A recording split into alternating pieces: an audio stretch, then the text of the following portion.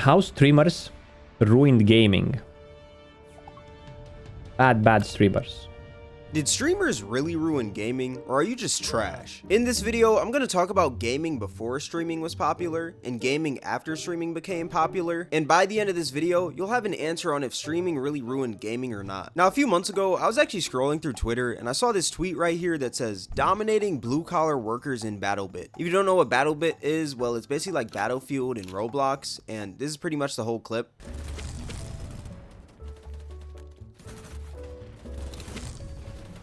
Man, how come games in 2024 look worse than when I used to play like those types of games? I used to play like CS 1.5, CX 1.6. It used to look better than this. Like the graphics were better 20 years ago. Dust 2 looked better than this. Yeah, pretty much that guy is just straight up dominating people. Like that's pretty much it. And I saw a quote tweet that said, esports ruined casual gaming. Now I know the whole title of this video is like something along the lines of how streamers ruined gaming, but I'm gonna put streamers and esports kind of in the same category. I say that because with streaming, you kind of gotta either be good at a game or funny, and with esports, you gotta be good at a game. So I'm gonna put them both together because they're pretty similar, if I do say so myself. But to really understand this, we got to go all the way back to 2018, the Fortnite. You played it? Before Fortnite was this cringe cash grab that pretty much just preyed on little kids for money. It was a game that nobody truly knew how to play. Holy shit. Everyone had fun with it. I mean, back in 2018, every single human being was talking about Fortnite. I mean, back then you had Fortnite meme pages. Every single human being was posting their wins. People were doing emotes IRL. Fortnite move. Oh, do it again, do it again, do it again. Fortnite move, bitch. I mean, that's how we got the infamous ninja clip. Everyone wants to get it. Come on, baby. Show me what you got. Show me what. Just move. If you got to throw it, just move. It's all I want to see, some movement. I'm not seeing enough movement. Oh my God.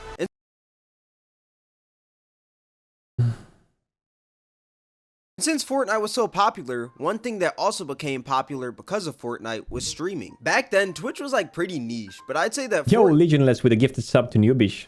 Thank you very much. Let's go. Fortnite made Twitch more mainstream. And you may be asking, why did people go to Twitch and not YouTube? Well, the thing about YouTube is that a lot of YouTube videos are edited, and some people, they may be good on YouTube, but it's like on Twitch. Twitch is live, Twitch is raw. So if you lose, like, people are gonna see you lose, and if you win, people are gonna see you win. And that's why Twitch was so popular, because you could see high-level gameplay in real time. To determine if somebody was truly good, all you had to do was just watch them on Twitch. And with Twitch becoming so popular, some streamers that a bunch of people were watching back then was people like Myth, Ninja, Dr. Lupo, Nick Mercs. The whole Ninja versus Myth argument was like the biggest topic in school. I remember I was back in like freaking 10th grade and we were arguing at lunch tables talking about if Myth or Ninja was better. I'm not gonna lie, back then I was team Myth. But with all those popular streamers and pro players being in the limelight, that made more people want to be a pro player slash streamer. I mean, guys, you know TSM Myth? He used to be like one of the most popular streamers for Fortnite. And I think lately he's been struggling with views. I think I get sometimes more viewers than TSM Myth. I've seen like a video, and apparently something happened with Fortnite or with him. I don't know exactly what happened, but he made a change for his health. But he used to be like, you don't understand how popular he used to be. Ninja is overrated. Yeah, but Ninja has other qualities. He managed to keep like people interested. He was big, right? Huge. And he became popular on other people's stream like Austin Crew, OTK. He moved to YouTube and that's what killed his stream. I mean, did y'all see how some of these Fortnite teams were getting down? Bro, I'm telling you, if I had to crank a few 90s to be a freaking Fortnite pro back then, I probably would. And that's exactly where the downfall of gaming happened. Everyone started focusing on the money you can make from gaming rather than the fun from gaming. Fortnite used to be this game where you try to win by doing these creative strats like building a sky base, building a huge metal base, or maybe even camping in a bush. But then it turned into this huge sweat fest when people saw that you could make abnormal amounts of money from this game. Back then, if you shot at a dude, they would probably start shooting at you back, like they wouldn't even build. But now, if you shoot at somebody in Fortnite, they're building a whole freaking skyscraper hotel with Wi-Fi. It's actually wild. Now, let me say this right now. I do also say that that's kind of just time. Like, with time, people get better. But my point is that everyone's playing games to be the best rather than to just have fun with their boys. Everyone is playing. This is so true, man. This is so true. Everyone wants to parse 99. Everyone wants to have this. I was doing those guides before season of Discovery Phase 2 was launched, and I was making like class guides, and I was putting like gear and talents, whatever I thought it would be good to experience Phase 2. And there were so many comments, oh my god, that gear is better with 1 agility. If you go and spend 10,000 gold, you don't know anything about this game. If you buy the God Reaper with 2,000 gold, you gotta be better than Toxic Ravager and stuff like that. And I was like, dude, not everyone wants to go for literally the best thing, you know? Like, second best, it's okay if it's easier to acquire. You don't have to spend 2,000 gold and sell a kidney to buy a dagger, you know what I mean? And people were commenting, oh no, that 1 talent point, it's wrong. You put it where it shouldn't be. And I was like, relax, dude. It's okay. This statement is so true, man. To be watched on Twitch. What do you think about Zico's attitude towards Pars and Sweaty Gods? Zico who? I don't know any Zico. Or watch on I'm kidding, man. I haven't watched those videos. I saw them like on my YouTube, but I didn't watch them yet. I'm gonna watch them. YouTube. I mean, you ever play a game and you get killed by somebody with a TTV gamer tag and you go to their Twitch and they're not streaming at all? They're just sweating just to sweat. Like, everyone is just playing for that top spot, because in that top spot, you can make content out of it, and with that content comes a whole lot of money. Unless you're playing like Farming Simulator and you're a pro. I don't really think you make a lot of money from like pro Farming Simulator, but I don't know. I might become a Farming Simulator pro. You never know. Bars. But yeah, everyone's pretty much playing to be watched. I remember back then, games wouldn't really get sweaty until like 2 or 3 weeks after release, but now games are sweaty off the rip. It can be 5 days away from Call of Duty coming out and you already got a dude making a video saying best class setup 2023 MW3. You know what's weird? I'm looking forward to play new MMOs, especially Ashes of Creation or a classic World of Warcraft Classic 2 or a new classic server, whatever it would be. The thing is that before even those games hit the market, the games are already figured out. People go on betas, people make videos, and I'm part of the problem as well. I'm not even sure if it's necessarily a problem, because if you really want to experience the game blind, you can stop watching those guides, right? Data mining, exactly, betas, and the game, it's already half figured. Like back in Classic in 2004, I think after 1 year of game playing, I still didn't know like half of Classic. Like, even before a game is launched today, I know everything there is to know about it. All the runes, all the new content, all the loot that drops, all the new specs, whatever. Hundreds of guides already made. It's different, man. It's like... And you know what? Because people say that it's like the YouTuber's fault or the streamer's fault. But at the same time, it's your fault as well, because you guys are watching this, you know? Like... My videos on specific things are getting like 70,000 to 100,000 views, right? And then people go like, you make those guys and you ruin those. Well, why do you watch them? You know, like, people want to watch them as well. Like, I don't know. It's kind of a hit and miss. It's like, bro, the game hasn't even released. It can be 2 weeks before 2K comes out, and a dude already has the best build. It makes no sense. And when the game comes out, people are only going to play the meta, because when you only play the meta, you can win more. Playing the meta. More, you can get up to that top rank. Exactly. And when you get up to that top rank, you can stream, create content from it. More people are going to watch you because you're up high on the leaderboards. And then the cycle just continues and continues and continues. And now everyone's just playing the same, because everyone's just trying to be the best to be able to stream it / be watched. I might Back try then, Kata. you would play games for the fun, because there was really no money involved. But now it's like every single human being is trying to become the top streamer, and it's like, bro, like, where's the fun in that? Back then, gaming tournaments were giving out speckles. I'm telling you, if you won a gaming tournament for like freaking Mortal Kombat or Halo or something like that, you were probably going to get 50 cents in a Big Mac. But now, if you win a freaking Fortnite... There used to be like a CS Counter-Strike tournament. Before, no one was making money from gaming, guys. Don't, like... People were going to LAN parties and to CSGO, not CSGO, Counter-Strike tournaments. You would have to carry your keyboard and your mouse with you in the backpack, and in some situations, even your PC. And the prize pool of those tournaments would have been something so low that you wouldn't even afford to go to have a lunch at a restaurant. You were in the 1.6 tournaments, I was as well. So you had to bring your own keyboard, your own mice. And I was playing like in a professional gamers league in Romania. I was Division D, so I had the beginners. So it wasn't that good in the beginning. But yeah, it was prestige. There was some sort of recognition among the players that were skilled. It wasn't money, but there was like a lot of recognition. True.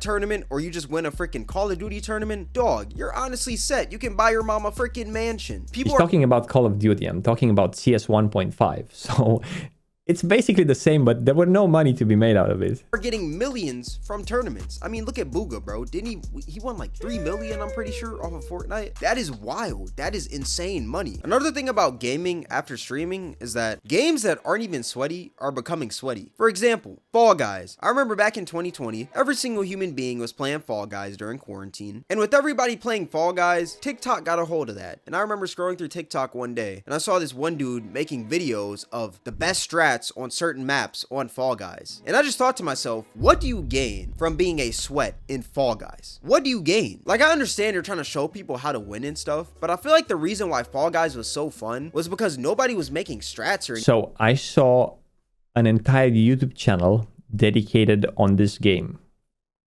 Because someone subscribed to my channel and he left a comment, and then it shows you people who have like a lot of subs, right? I saw an entire YouTube channel dedicated only on this game, and people were making videos that were, those videos were getting like, don't get me wrong, hundreds of thousands of views, man.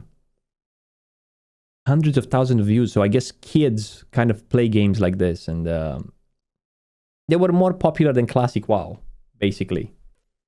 Anything. People were just hopping in, having fun, just playing like headless chickens, you know? I feel like games die out quicker when you're making all these strats and stuff on how to win, when it's not even like, obviously, yes, the goal in Fall Guys is to win, but I feel like the whole point of that game is to enjoy the journey. Like the fun with friends, the freaking hurdles you're going over, that one dude griefing you on the map. Like when you're only focused on trying to get crowns in that game, the game becomes less fun because you're just focused on the destination rather than the journey. Imagine coming home from a long day of school or work and you're getting sweated on in Fall Guys. Imagine you're over there just trying to chill, you know, you're on this little cutesy game that's like Wipeout, and out of nowhere, TTV Tryhard for Life literally just claps you every single map, and it's like, dude, you can't even have fun anymore. And since everyone's tryharding, games are now catering to the bad players. One thing that games have been implementing is this thing called skill-based matchmaking. If you don't know what it is, well, I'll basically explain. Think of a lobby where all the top players from a bunch of different games all get into a lobby with each other and go head to head. Basically ranked play, but with no bonus rewards or anything. You just kind of get into a lobby with the best players without getting any specific reward in casual play. And the thing about skill-based matchmaking is that it's unfair because the good players are being punished for being good at the game. And it gets to this point where it's like winning feels like a chore rather than actual fun.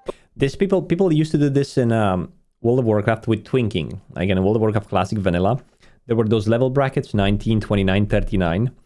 And people would get the best equipment, the best enchants, and they would go try to stomp people in that level bracket. But what happened is that the twinking became popular, and now they were only twinks versus twinks. So they were fighting endlessly for hours in a battleground, with all of them being powered, and there were no noobs left to stomp, basically. So that takes the natural course of events. Like, it's gonna go to that point eventually. Because people that are not interested in low-level PvP, they're just going to level up to 60. You're gonna remain there forever. Because back then, if you truly wanted to sweat, you would go into like a ranked game mode or something. But now, if you're a tryhard, you're gonna play every single other tryhard 24/7 just because you're good at the game. Back then, games like Call of Duty, what they would do, you would join a lobby, and if you wanted to leave that lobby, you would just leave it. And if you wanted to stay after the game, I had a game, I just realized I play all the games like he's telling, Tryhard. I try hard, kind of. Lately on Season of Discovery, not that much. But to give you an example, I played this game called Realm Royale, which is a battle royale game with spells. So I played that game so much that I got like top in the world. I don't know, top 50 or top 30, something like that. So for me, logging into that game and playing, if I didn't win that game, if I would be like number 2 or number 3, it would have been for me like, shoot.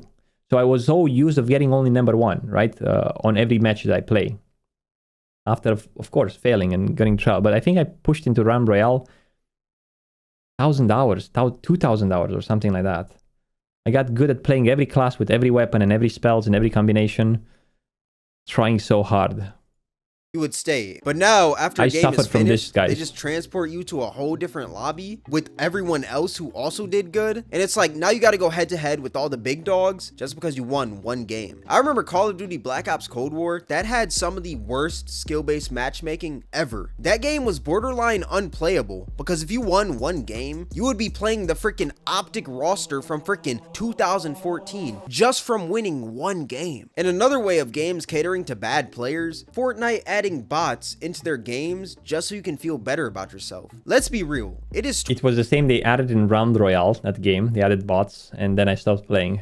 2023. Nobody is a default anymore in Fortnite. I mean, back then, yes, there were people who were bad at the game, but nobody is so bad that they're literally running into a wall 24/7 in Fortnite. So now it's like there's no middle ground between the good and the bad players. It's like, if you're good, you're being punished, and if you're bad, you're being rewarded. There's actually Imagine being a game developer and having problems with new players that are being stomped on. We have to do something to make those new players feel good. Let's add some bots so they can get a kill, you know? And if you join a game and you're just being stomped, you're being like treated poorly, like even in like World of Warcraft Season of Discovery, if you're not invited to raids and so on, you're probably gonna quit that game, and the developer doesn't want that. This tweet by FaZe Sway that says, "The downfall of video games started when kids complained about people being good at the game. I remember when I was a kid and saw a Master Prestige in COD, I didn't tell him to take a shower or go outside. I sent that MF a friend request." And that's facts. Instead of actually putting in the work to be good, a lot of people just sit there and complain, and now games are kind of catering to them. But one game that I say that kind of bridged the middle ground between the really good players and the really bad players is Street Fighter 6. One thing that Street Fighter 6 did, they added something called modern controls and classic controls. Classic controls, basically you have to do more to push out a combo, and if you do that successfully, then that combo does more damage. But if you play modern controls, you only hit square or something and it'll do a full combo, and those combos do less damage. So it kind of bridges the gap between good and bad players. But that's a whole fighting game. How can this be fixed in like games that are like FPS or something like that? In my honest opinion, I say that FPS games should just go back to like the regular lobbies, you know? Back then, you could join a lobby, scope out the lobby, see who's like the freaking best players and stuff. And if they were a little too good for your level, you could leave if you wanted to. Like, I don't think that you should be transported into the freaking universe of the top 12 Call of Duty masters after you win one game. I feel like there should always be that option to stay if you want to stay or leave if you want to leave. There was nothing wrong with those lobbies back then. It's just like games just wanted to cater to the bad players, you know? So it's honestly just like, gaming is just honestly a huge sweat fest. And that rounds back to like the ultimate question of this video. Did streamers really ruin gaming? In my honest opinion, Nope. yes. I Oh my 1000% God. believe that I watched your video with joy, and now you're telling me that I ruined my games. No! streamers in esports ruined gaming, because there is no reason why people should be sweating at a game where you literally farm cabbages. How do you even sweat in Farming Simulator? How? Let me know in the comments. Do y'all I don't agree, man. I think money ruined gaming. Money ruined gaming. Because people were playing competitive all the time. Like when I was starting gaming, like when PCs appeared on the market, I don't know, I was gaming since Pentium 1 was on the market. First games. The level of sweatiness in computer cafes, internet cafes, was over the top, man. Everyone was sweaty, everyone wanted to be the best, because you were getting recognition within your group of peers, within that computer club. Oh, you know that guy? That guy's the best at Red Alert 2. Oh, that guy's the best at Medal of Honor. Oh my God. You know, sweatiness, it's always there. I think money potentially ruined gaming, because now people try to do more gaming for views, which is different. Yeah. think streamers / pro players ruin gaming? Or like, what's your guys' take on this whole situation? Let me know. But yeah, this is gonna wrap up the video. If you guys made this far, I appreciate you. If you guys enjoyed this video, then I highly recommend you guys check out my most recent video where I talk about why everyone hates prank channels. But yeah, with all that being said, thank you guys for watching. It's Cameron, and I'm out. Cameron, thank you very much. Subscribe to Cameron. There is a link right here in the chat, boys. Interesting take. Asmongold is default here.